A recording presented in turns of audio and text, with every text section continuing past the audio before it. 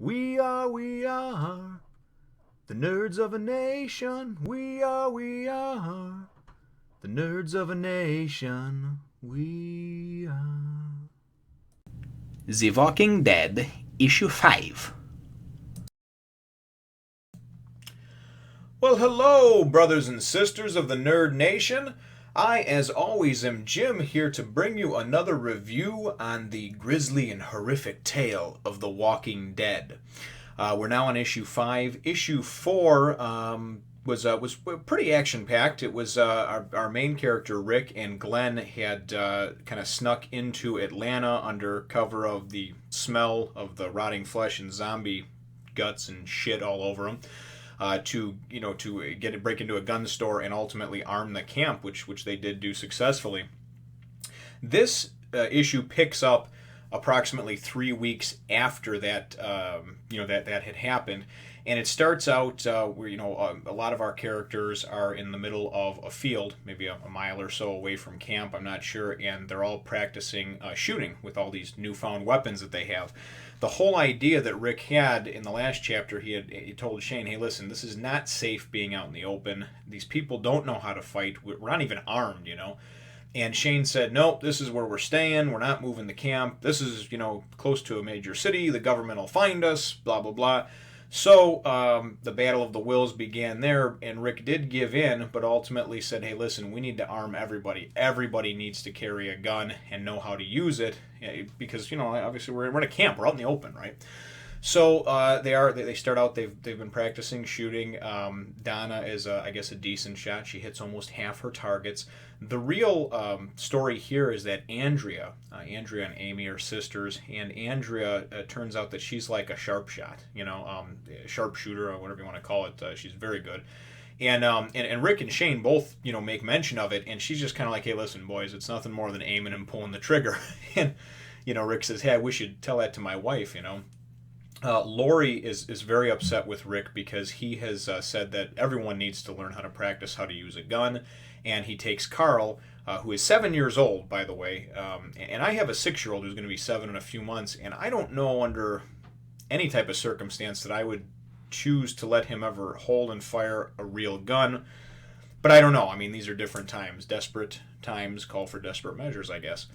So Rick goes and grabs Carl and takes him on his turn firing, and he's getting to be a pretty good shot too, especially for a 7-year-old. And granted, they're just using handguns, but still, I mean, that still takes some skill. And Rick does say at the end, he says, listen, I have made the decision that even Carl is going to carry a gun, but here's the deal, I need everybody's help watching out for him, because ultimately he's a kid, and he has to understand that it has to be in the holster, on the safe, with the safety on at all times, unless I don't want to see it, I don't want to see him even go for it, unless there's danger around. And if anybody catches him even thinking about opening up that holster, they need to tell me, because it's going to be taken away from him. So it's still a point of contention between him and Lori. Lori's basically like, he's fucking 7 years old, Rick, but I guess it's the end of the world, so, there's parenting has gone out the window, right? So I kind of understand both viewpoints there. He does just want his kid to be safe, though. Then, it is what it is, right? So they all wind up coming back to camp, and I think it was Jim who had stayed back at camp, and he was, sitting on top of the RV just kind of looking out and asks him how everything went, and he's the one that had lost his whole family in Atlanta and just kind of seems to be a little bit out there and just kind of a little bit without hope. He says, hey, the only thing that, going out there would do is make me more tired, and I'm already miserable and cold and depressed and frightened, and why add tired to the list, right? So I guess, again, he's got a point.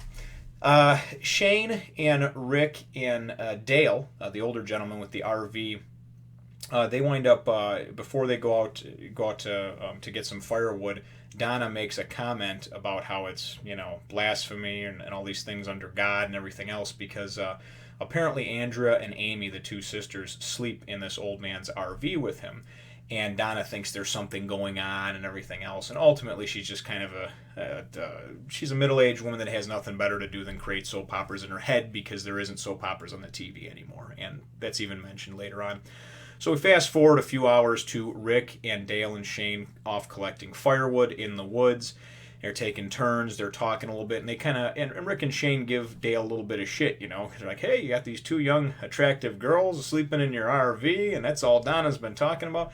And Dale says, "Hey, listen, man, the plumbing doesn't even work like it used to down there. It's just that, you know, I lost my wife a couple months ago, and, you know, it's just nice having them around. They keep the place clean, and, you know, I don't feel so lonely." So um, Rick says, "Hey, whatever, it's your business, you know."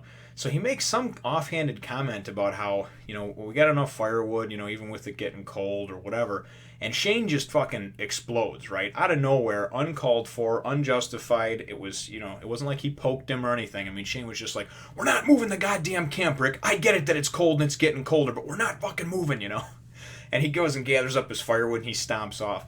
Now remember too, he's got blue balls because he hasn't been getting anything from Lori. He's upset because his best friend came back to life and he's in love with his wife. I mean, he's got all kinds of problems going on. And so he stomps off, and Dale's kind of like, "God, that guy is a weirdo, you know." So, but if you remember a couple of issues ago, he did warn Rick, you know, he's got his eye on your wife. So they were gathering firewood for having this cookout. Shane apparently had killed a deer the day before, so they were actually going to be able to have some meat.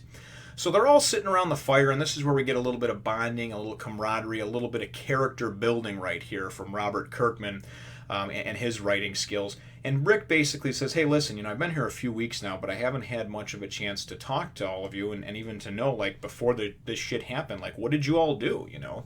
And Dale tells his story, and I'm not going to go over every one, but the ones that were kind of note and were important to me were Dale. Dale used to be a salesman for about 40 years, was behind a desk. He retired a couple years back, bought the RV, and him and his wife just were driving around America touring. They were at a campsite somewhere down in Florida a couple months back, and then he just kind of puts his head down and he says, "My wife never made it out of the campsite, so we're to presume that she was bitten or killed or whatever." And he says, "You know, and after I buried her, I just, you know, started driving and towards Atlanta, one of the big cities, but I got here too late." So he found Andrea and Amy on the way. Their car had broken down.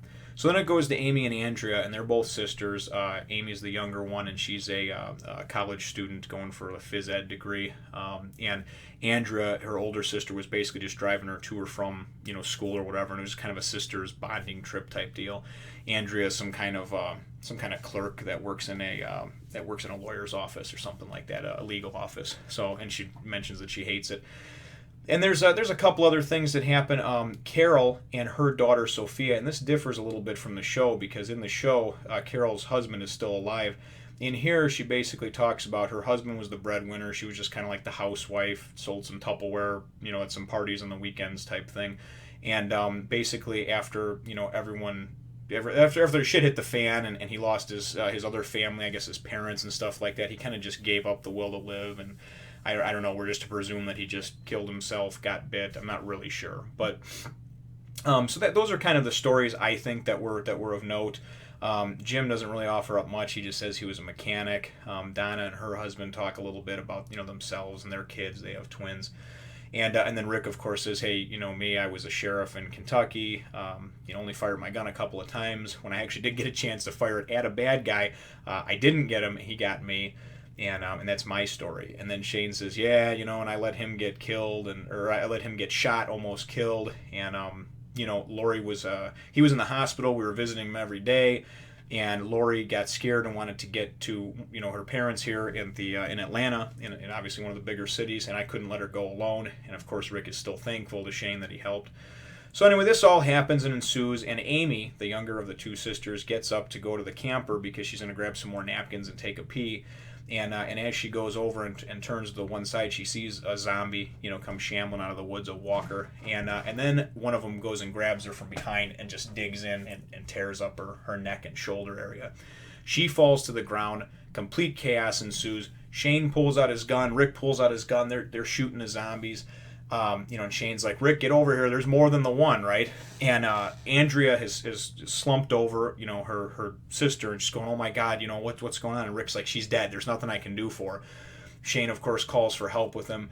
There's zombies coming from everywhere, left and right. You know, I don't know if the gunfire from them practicing, even though they were doing it a mile or two out, maybe drew them in. Who knows what it is? Maybe there was not as much food anymore because they've eaten up everybody in Atlanta and now they're moving out of the city. But there's a decent amount of them. Everybody being armed certainly helps. And it's pretty cool. I mean, just the way the action scene goes, because everybody's just hitting them and shooting them and running, and then the women are trying to get the kids together, and Lori is fumbling for her gun, and she's gets trapped in between a car and a walker shambling towards her. There's one behind her, and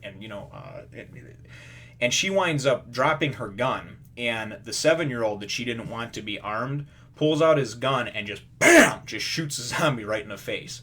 Now, I don't know many kids that would do that. I don't know. I have a 12-year-old, a 6-year-old, and an 18-month-old, and they'll all tell you, well, at least the older two will tell you that they would shoot this or that or whatever, but I don't know if it came down to it, if they'd be able to pull out a gun and shoot some dead thing, half-dead thing coming in the face. So anyway, this kind of goes to show that Rick was right. If that hadn't happened, that zombie would have got Lori and Carl, and, the story would be very short. So, they wind up eventually being able to kind of corral and take over these zombies. Of course, they're all armed, so that certainly helps. And I don't know, maybe there was 15 or 20 of them or whatever.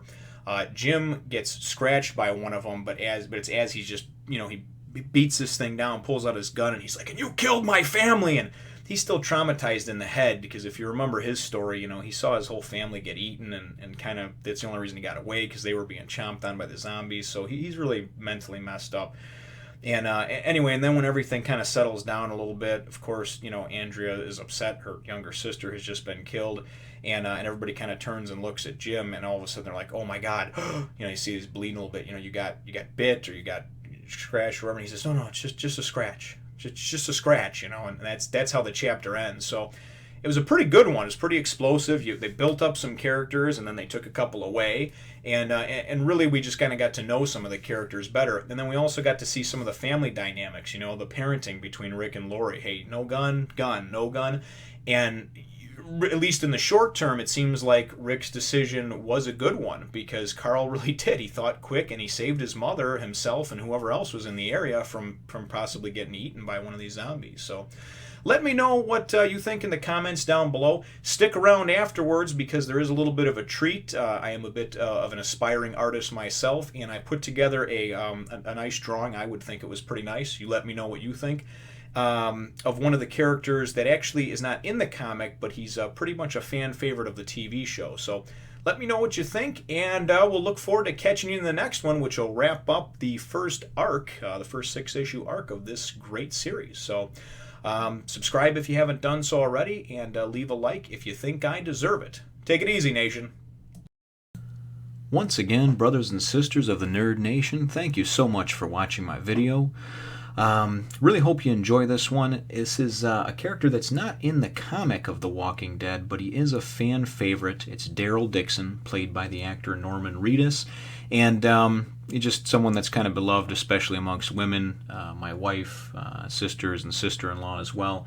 So I thought I'd try my hand at using some cross-hatching and see if I could sketch one up. So here it is. Let me know what you think, Nation.